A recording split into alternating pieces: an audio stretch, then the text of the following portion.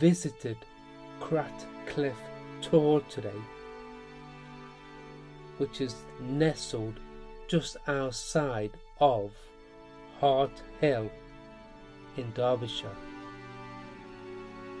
It's a welcoming sight for outdoor enthusiasts, photographers, poets, and it's easily accessible for all and readily to be explored. I have found many descriptive encounters of Cratcliff Tor in many periodical books. But if you should ever be asked for a characteristic specimen of grit stone scenery, point anyone to Cratcliff Tor.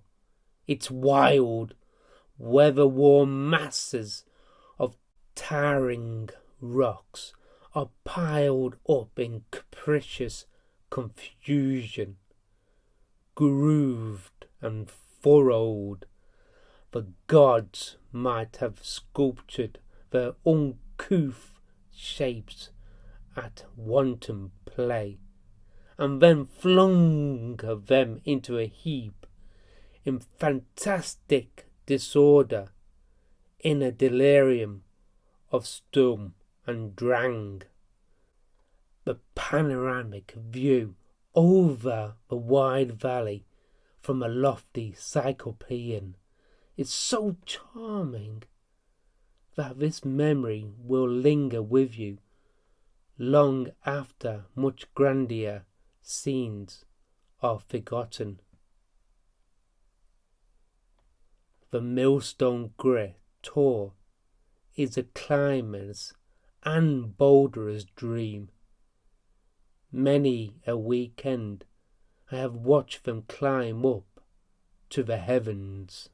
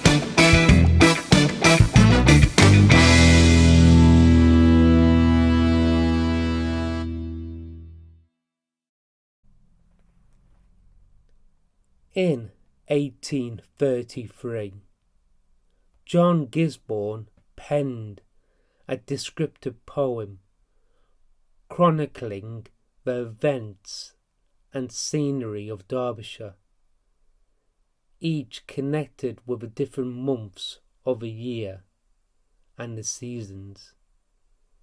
Amongst these, he immortalised the historical and scenic beauty of Cratcliff Tor in his verses.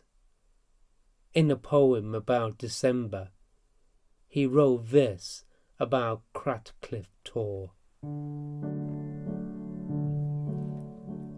Stern at Cratcliff, nodding ruin, without God, nor height nor depth is found. Oh, that the mind had always reasoned thus, had always felt the charm.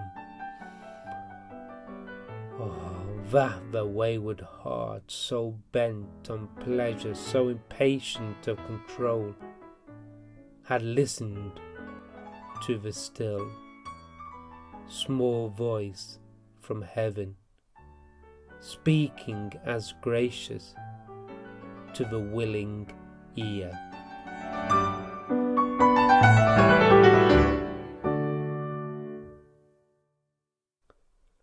John Gisborne wrote as a side note to Cratcliffe Tor. My friend, the Reverend Pidcock of Yulegrave, informs me that a few years ago, and after a violent thunderstorm, a large solid mass, loosened from its ancient vastnesses, and weighing many tons, fell to the earth. This landslide had blocked up the entrance into the Hermit's Cave. This obstruction was very properly removed by the late Henry Thornhill, Esquire, the then landowner, and the access to the Hermit's Cave was restored. You may be wondering what John Gisborne is talking about when he mentions about the Hermit's Cave. All will be revealed in another documentary, so watch this space. Another local man, Ebenezer Rhodes, wrote about his flying visit to Cratcliffe Tor in his 1824 book, Peak Scenery for the Derbyshire Tourist. He wrote, The eye can scarcely contemplate this nodding ruin without exciting a momentary apprehension in the mind, lest some of these vast disjointed fragments, which it exhibits, should instantaneously descend. I can't help but mention Bemrose's Guide to Derbyshire by John Hinklin and Alfred Wallace. They write romantically about their walk to Cratcliffe Tor.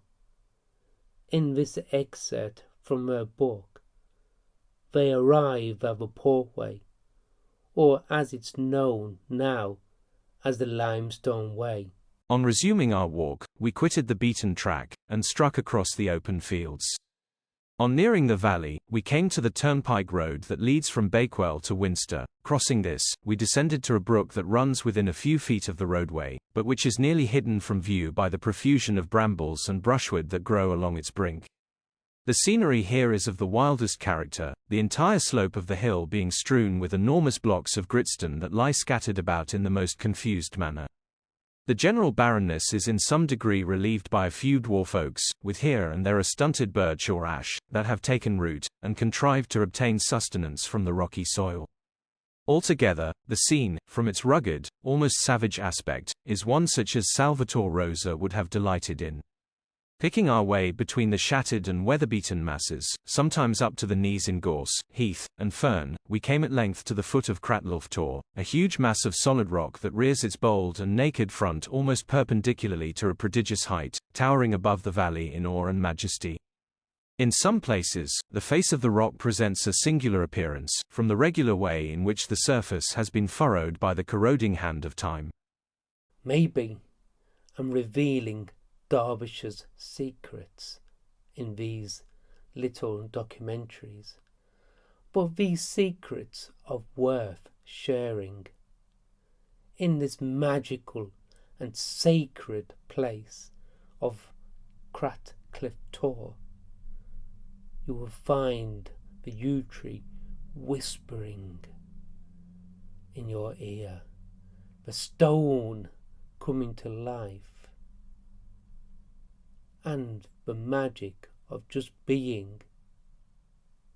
So why not come when the sun is setting, the wind is whispering, and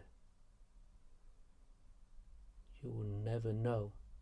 You may even find the hermit in the cave.